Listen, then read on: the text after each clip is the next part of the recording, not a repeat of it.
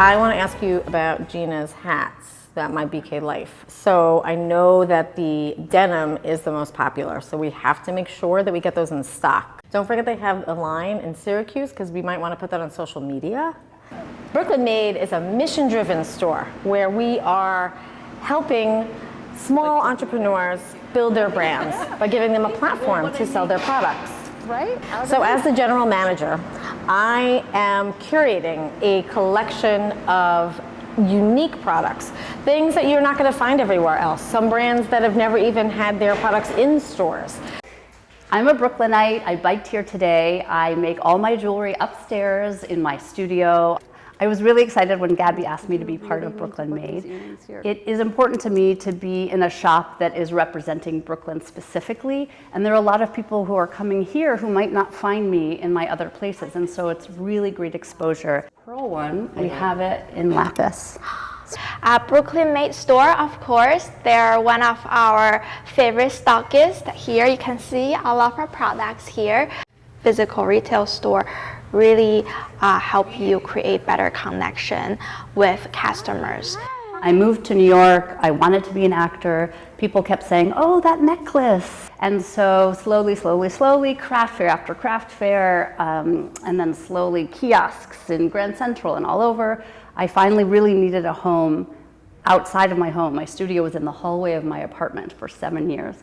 And then I moved to Industry City, and I now have a space that I can move around, my kids aren't in the way, and I can also sell out of it, which is really great. I have a small group of people who all live in Brooklyn, and they help me build my brand. And what it is jewelry that is inspired by the world. I like to say that every bead tells a story. So that comes from my travels all around the world, but I don't have products that are already made that I buy. I take little pieces from all over, and then I bring my Brooklyn sensibility and I make them my own. And there are pieces that people feel that they can take with them and take a little bit of the story of my travel. Brass from Ghana. This is turquoise from Nepal. This teeny little bead I get from India. This I source from Western China, and the clasp is from Indonesia. So many different countries represented in one piece. I started the brand and the business back during the pandemic, and I came to visit Industry City back in 2021, and I just really like this place. It's such a vibrant community, and there are so many different exciting things to explore, and I just happened to stumble upon this area called the Makers Guild, which is actually right upstairs, and they happen to have a small studio available as one of their smallest studios, and I just thought it's such a good place, and it's just really fit into what I'm doing for C and Oats. So I just had an idea that I want to move into my business in here, and I reached out to the leasing team, and everything worked out. So I have actually been a vendor here at Industry City for the past 2 years. So in terms of what kind of skin type is suitable for C and Oats product, my answer is that we are designed for people with sensitive skin, but it is really great for all kinds of skin types.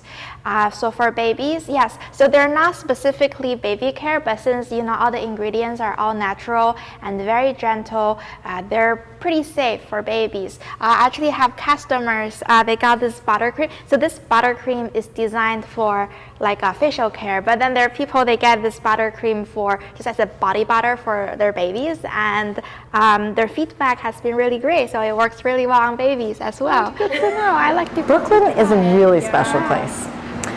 I think it's something like every 8th person can connect themselves to Brooklyn, which is an incredible statistic when you think about it. People hear Brooklyn all over the world. It's a brand.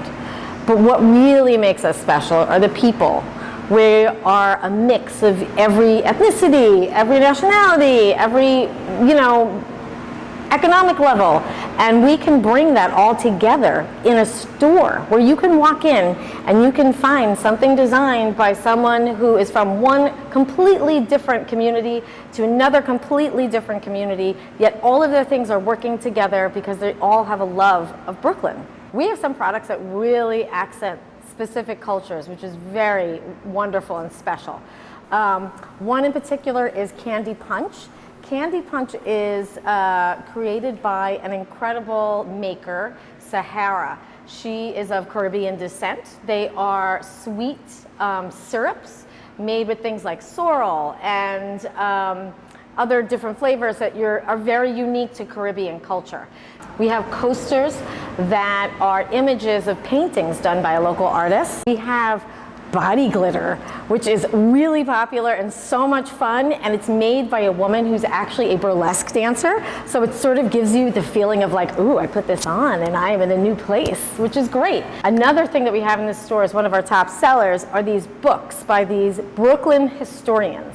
They actually go through archives and create these incredible books with pictures, some of them almost 100 years old, some of them over 100 years old. So in the back of the store, we have what's called the corner gallery. We called it the corner gallery because in Brooklyn, we're gonna meet you on the corner.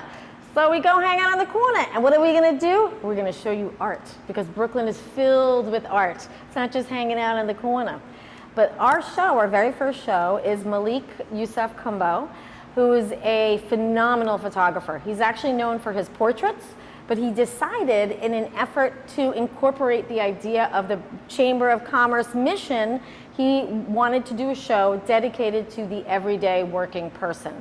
Why did we not have a store filled with Brooklyn products?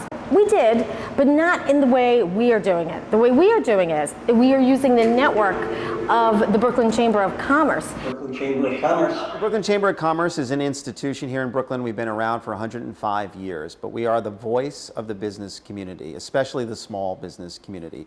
We do essentially 4 things: promotion, support, advocacy, and convening. So promotion is our ability to tell the story of our members, to get their name and recognition out there so that they can do more business, sell more products, sell more services. We do that through our networking events. We do that through our marketing initiatives.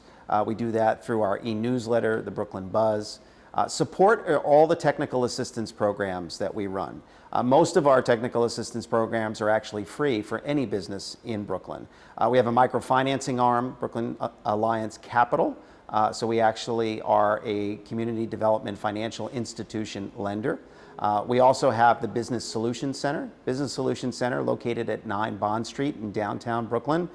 So new entrepreneurs all the way through advanced businesses that need help with legal assistance, marketing support, technology support, access to financing, what we'll call red tape facilitation or working with government entities. We provide that level of support as well. The Brooklyn Chamber of Commerce has been involved in my business a couple of times. When I first started, I reached out to them and I got some information about small business loans. I learned about a small business program that I took that I learned a lot from. It was helping you go from sort of hobby to full-on business. That helped me so much. So I actually have known Randy for several years, and in and out in different times, I've reached out to them.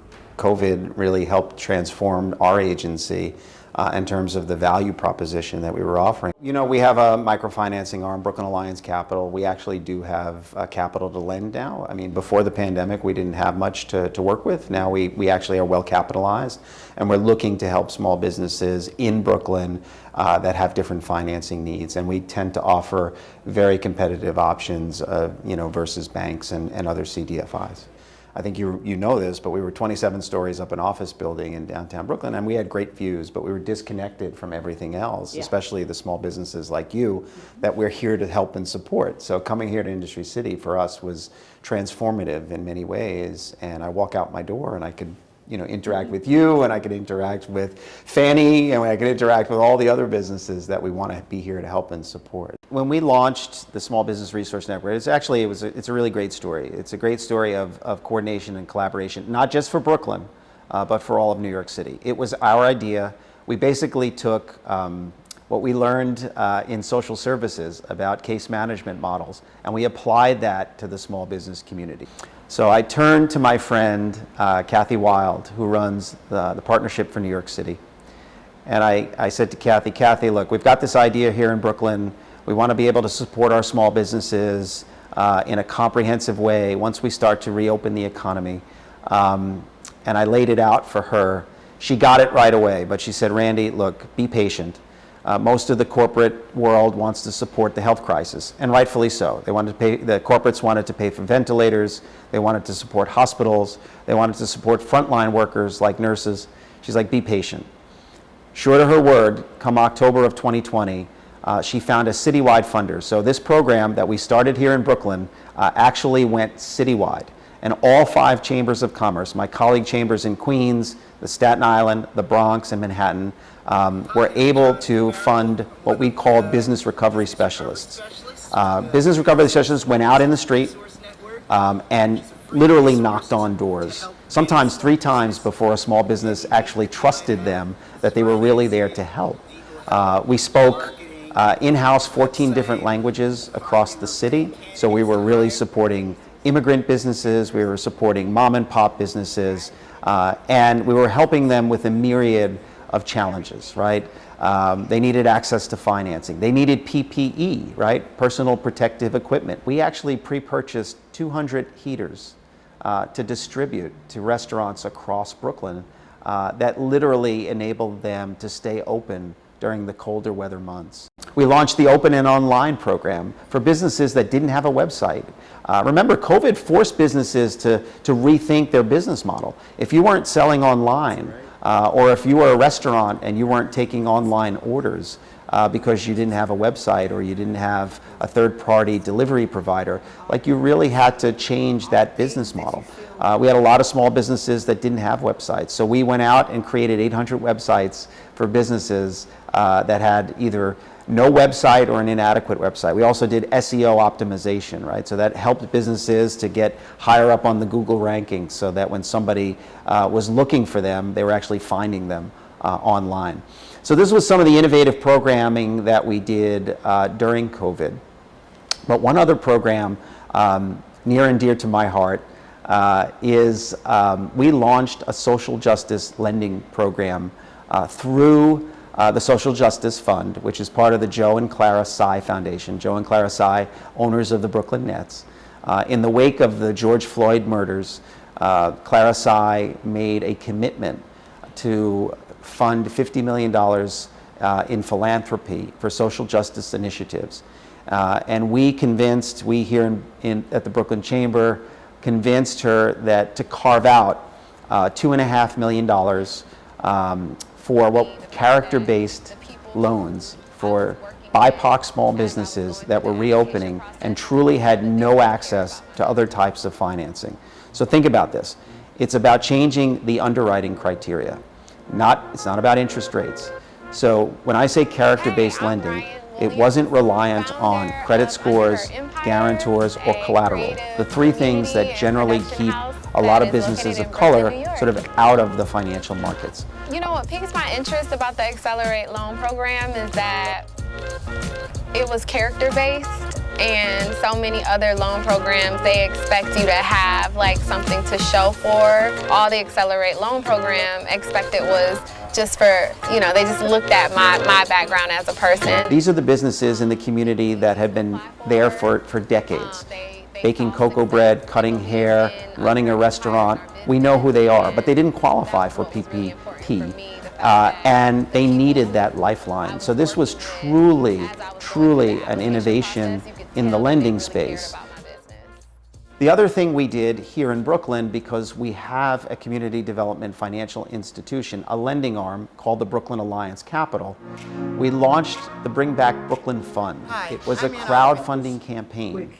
So that everyday Brooklynites could contribute to helping their small businesses get back on their feet. Small businesses are the heart of great neighborhoods. That's why I'm proud to support the Bring Back Brooklyn Fund. And that's why I'm proud to be part of this community. To bring back Brooklyn is going to take all of us. When this crisis is over, we want to make sure that Brooklyn energy is alive and well and stronger than ever. Brooklyn is all of us. And we raised, by the way, $750,000 in 2020 to support these businesses. So it was the summer of 2021 when the Brooklyn Chamber of Commerce moved out of downtown Brooklyn after being there for 103 years. to Industry City. Now, Industry City is a very special place in Brooklyn. It has become the heart of the creative economy. This is 6 million square feet of heavy industrial space that has been transformed into the creative economy hub for Brooklyn. You've got makers, you've got designers, you've got tech firms, you've got biotech firms, you've got the Brooklyn Nets training facility here in BSE Global, you've got Sahatis, you've got food makers, and you've got this curated retail that actually serves as an attraction for all of Brooklyn, for tourists, for moms, for families, for kids.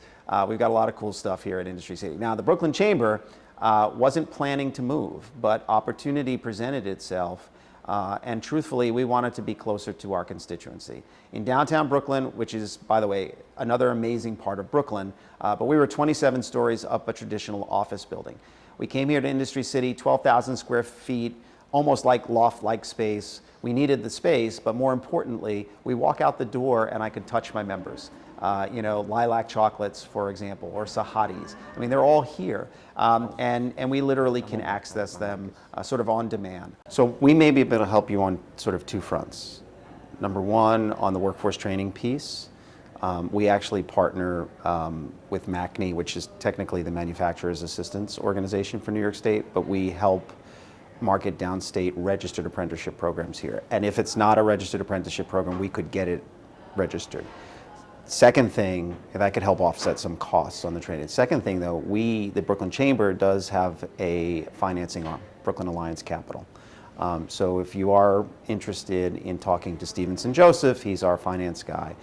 We work with small businesses, so our options are very different than banking options and CDFI options, because our goal is to really support small business growth. How are you? I'm great. Good to see you. Good to see you. If you think about a place like Brooklyn, why it's a special place historically, 72 square miles, but since the 1600s when the Dutch had first landed here with a very open spirit, this became an attraction for people all over the world.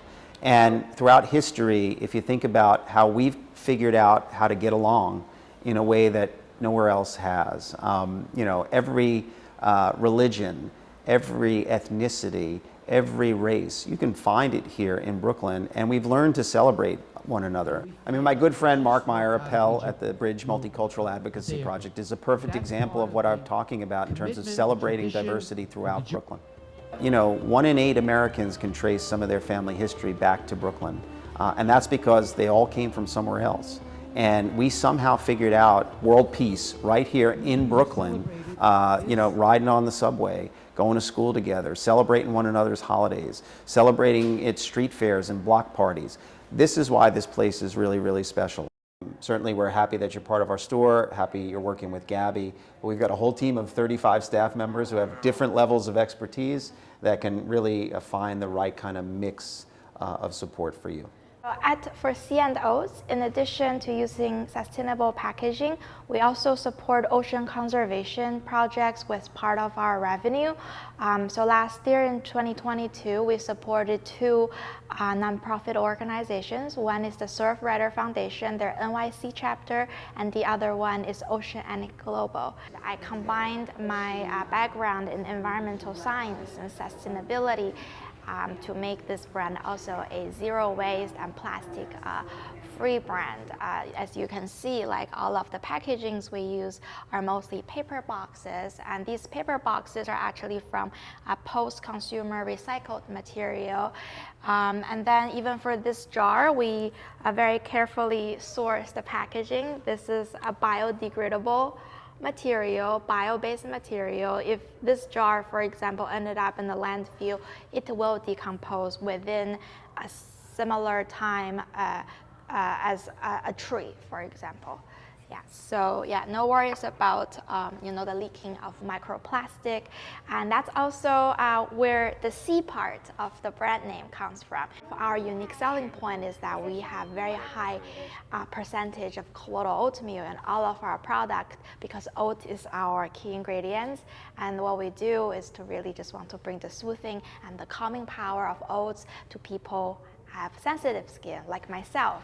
And this one is the highest of the highest, 10% colloidal oatmeal. So it's a really concentrated formula, and the best way to use this is actually to just lather and leave it on your face for a few minutes before rinsing it off, so that way it can act like a little rinse off face mask. But it's shampoo and conditioner 2 in 1, so you don't need It's a shampoo and a conditioner bar, and it's all made in Brooklyn. Does it say made in Brooklyn on it? Yes, Made in USA. Made in USA, but the address Look at is that, Brooklyn, New York. Wow, It's right Brooklyn upstairs. rocks. Brooklyn rocks. People hear Brooklyn all over the world. It's a brand.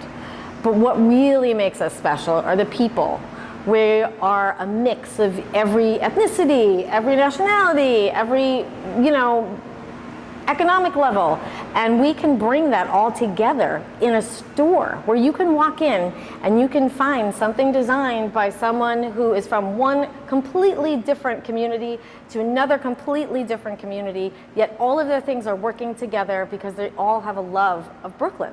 There's a lot I can say about Brooklyn. If you ask me about Brooklyn in an economic context, we were once the manufacturing hub for New York City when we were producing battleships at the Brooklyn Navy Yard, 4th largest manufacturing center in the United States.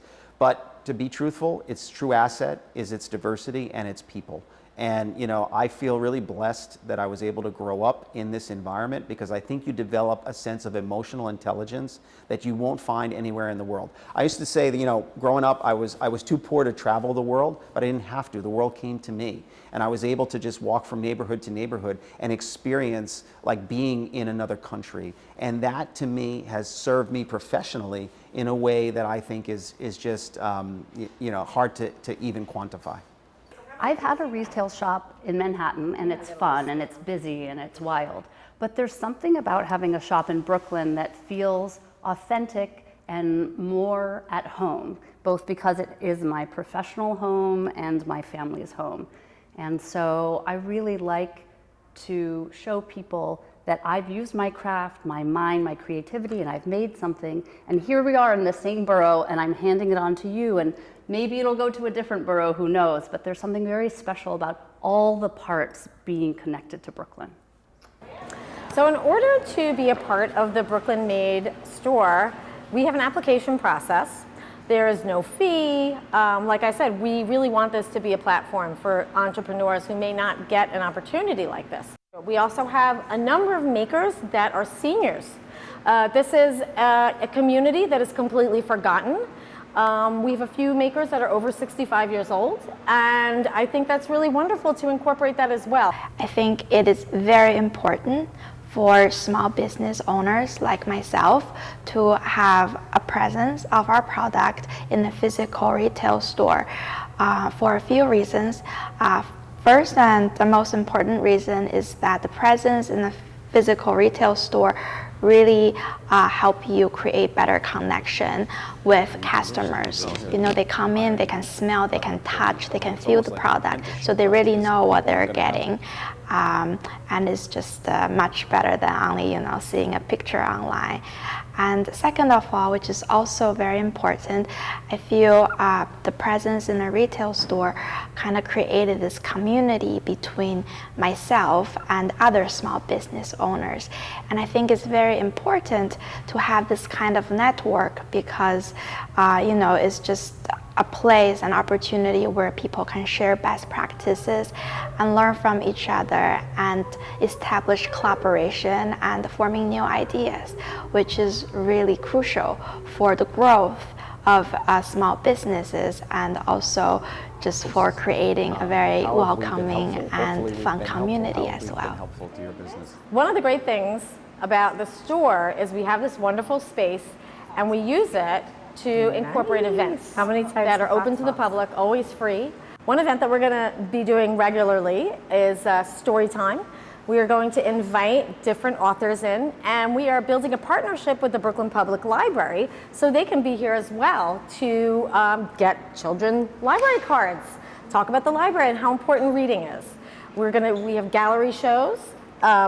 We are also going to be doing a couple of other events with dogs. So we're going to be starting our WAG Wednesdays. I'm not going to tell you too much about that because it hasn't started yet, but we do have some treats and we're going to be meeting the makers, lots of meet the maker events. So part of the store is really incorporating the community and bringing our makers to the community, as well as offering something for everybody to enjoy. We certainly wouldn't have been able to do this store if we weren't here at Industry City, right? So Industry City is an attraction itself. You know, any given weekend here during the summer, you'll have 6,000 people come through the campus, going to St. Mark's Comics, going to one of the bars like the Frying Pan or Fort Hamilton Distillery. These are all our members. So, you know, we're part of that ecosystem and we're part of that draw so that people are coming to experience not just Industry City, but the best of Brooklyn and what Brooklyn has to offer. It's all here, from Sahadi's and lilac chocolates to an amazing food hall that has almost every type of food that you can imagine. You know, so this is really what we know and love about this borough. It's all here within this 6 million square feet. So I would encourage you to come on down. I'm Randy Piers, and for me it's about faith, family, and Brooklyn. I love what I do. I think I have one of the best jobs in the world, and I couldn't think of doing anything else.